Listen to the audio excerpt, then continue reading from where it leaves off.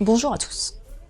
Je vais vous présenter le manga Gun Mars Chronicle, Gunwoo Kasai Senki en japonais. Un seinen de science-fiction de Yukito Kishiro qui retrace la vie de Yoko. Il s'agit de la suite de Gun et Gun Last Order. Suite, mais également préquelle, car ce manga superposera la Gali d'après Last Order et nous dévoilera les chaînons manquants du passé de Yoko. Dans ce premier tome, le récit se déroule, vous l'auriez deviné, sur Mars, dévasté par la guerre où les humains vivent depuis environ 140 ans.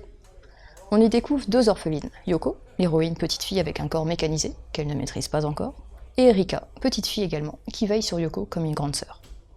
Elle se retrouve dans un orphelinat et tente de survivre tant bien que mal dans ce monde apocalyptique, alors que l'une d'elles, ou peut-être les deux, est recherchée par plusieurs mystérieux individus. Suite à une attaque du village, et donc de l'orphelinat, une série d'événements s'ensuivra et aura un impact sur le futur de ces deux jeunes filles. On se posera bien évidemment la question de comment cette jeune Yoko, craintive, arrivera à s'émanciper et deviendra cette guerrière, Gali, que l'on connaît.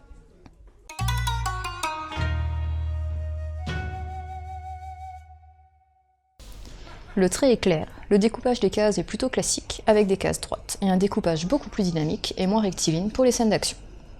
On retrouve les onomatopées d'origine, et celles-ci sont la plupart du temps doublées de leur traduction. La qualité des décors est assez mitigée, passant de pages belles et détaillées à des pages plus simplistes à fond blanc. Le trait de Yukito Kishiro a évolué depuis les premiers Gun, et personnellement je préférais son coup de crayon old school des tout premiers Gun. J'avais déjà ressenti cela sur les Last Order.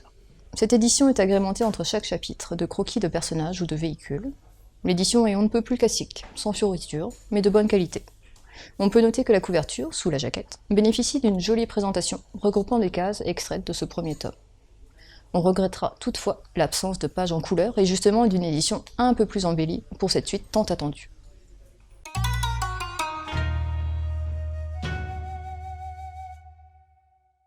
Cette série est sortie au Japon en 2014 et est toujours en cours.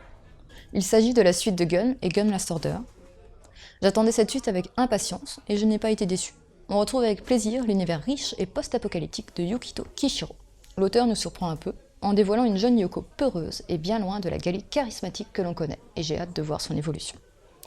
Ce premier tome peut être lu sans forcément connaître les précédentes œuvres de l'auteur, étant donné que ce tome dévoile pour le moment uniquement le passé de Yoko.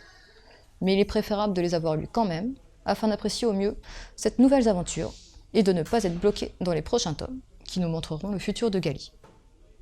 Glénat vient de rééditer pour l'occasion la série d'origine.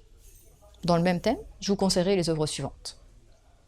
Ghost in the Shell, de Masamune Shirow, un classique, pour l'univers post-apo et l'héroïne cyborg également. Metropolis, film d'animation de Rintaro, adapté d'un manga de Tezuka, où l'on retrouve une cité futuriste dans laquelle humains et robots cohabitent, et où une petite fille robot a un destin peu commun.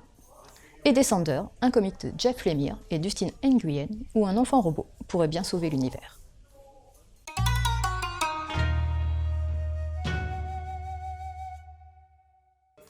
Pour résumer, il s'agit d'un seinen de science-fiction où l'on va suivre deux jeunes orphelines martiennes qui vont devoir affronter une série de péripéties qui ne seront pas sans conséquences sur leur futur.